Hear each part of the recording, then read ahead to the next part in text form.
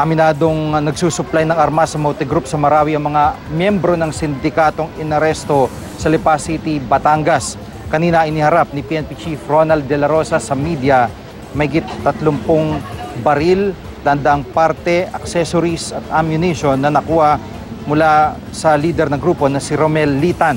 Mga kasamaan niyang sina Angelo Magkamit, Ramil Quiñones at Christian Ray Quiñones. Ayon kay De La Rosa, inamin ng isa sa mga suspect na galing nga sa kanila ang ilan sa mga na-recover na baril mula sa Mote Group sa Marawi. Naturang suspect pa raw mismo nagpintura sa mga ito. Hindi tinukoy ni De La Rosa kung sino sa mga suspect ang nagsabi ng detaling iyon.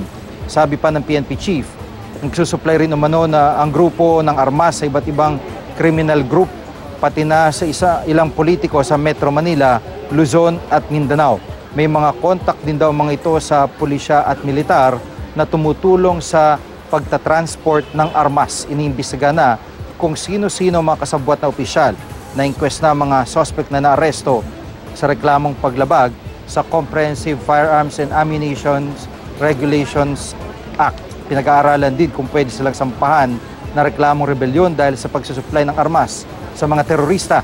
Sinisika pa namin kunin ang panig ng mga suspect.